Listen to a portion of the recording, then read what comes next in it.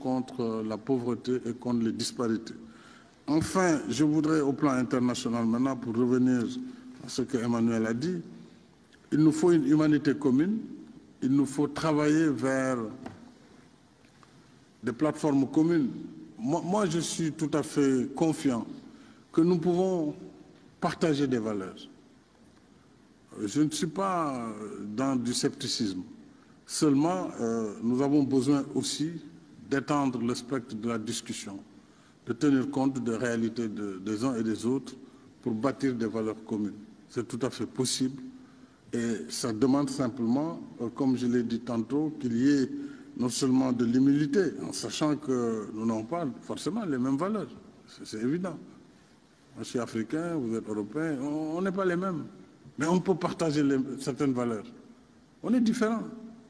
Mais on peut être ensemble. Moi c'est ça. Il faut que nous acceptions les différences, mais que nous allions ensemble vers ce que nous voulons bâtir en commun. C'est comme ça que je vois, en tout cas, la plateforme qui pourra nous permettre de combattre ensemble tous ceux qui sont contre ces valeurs communes que nous pouvons développer et qui se nourrissent de la haine et du discours qui veut créer un discours hégémonique pour justifier justement leur forfait en utilisant la religion, alors que l'islam d'ailleurs est la première victime.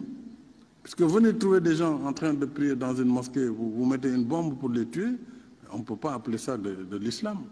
Ou venir dans une église, tuer des fidèles catholiques, alors que le prophète Mohammed, pendant qu'il était à Médine, a hébergé dans sa mosquée des gens qui étaient en quête de zones de prière. On ne peut pas dire que l'islam, en tout cas l'islam que nous connaissons nous au Sénégal, qui est un islam de tolérance, que nous assumons, ne peut pas aller dans cette direction. Mais nous voulons aussi qu'il y ait de la tolérance vis-à-vis de l'islam tolérante. Bien combattre le terrorisme, nous sommes ensemble au Mali, nous sommes ensemble dans beaucoup de théâtres. Il faut que nous battions ensemble contre ces extrémismes, mais il faut aussi qu'on respecte la différence. Pour juste pouvoir parler avec les autres communautés. Parce que tout le monde n'est pas au même niveau de compréhension, tout le monde voilà, n'a pas la même compréhension des phénomènes et des sujets. Ainsi va le monde. Quand il est midi à Paris, il est peut-être 13h à Beijing, je ne sais pas. Il est encore 7h du matin à Washington. C'est comme ça le monde.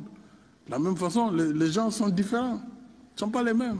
Des noirs, des jaunes, des blancs, il y a du tout. Donc, mais nous devons quand même malgré tout bâtir nos identités communes et bâtir les valeurs communes qui peuvent nous permettre d'être ensemble, Emmanuel. Et je pense que c'est possible sur l'essentiel.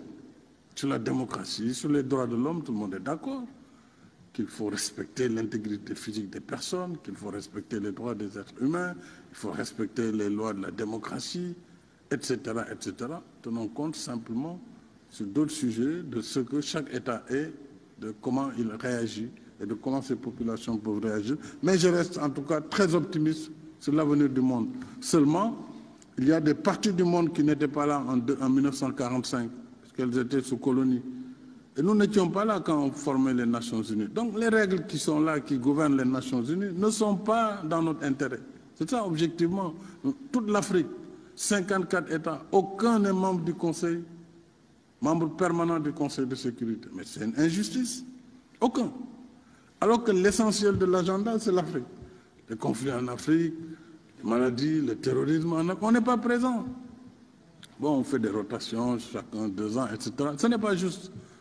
Il faut que nous osions avec vous remettre en cause ces règles qui sont dépassées, tout simplement, parce qu'elles ont fait leur temps, ça fait 70 ans.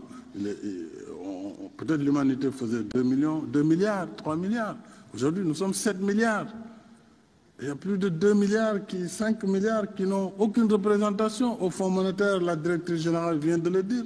Notre participation, elle est marginale. C'est vraiment la portion congrue.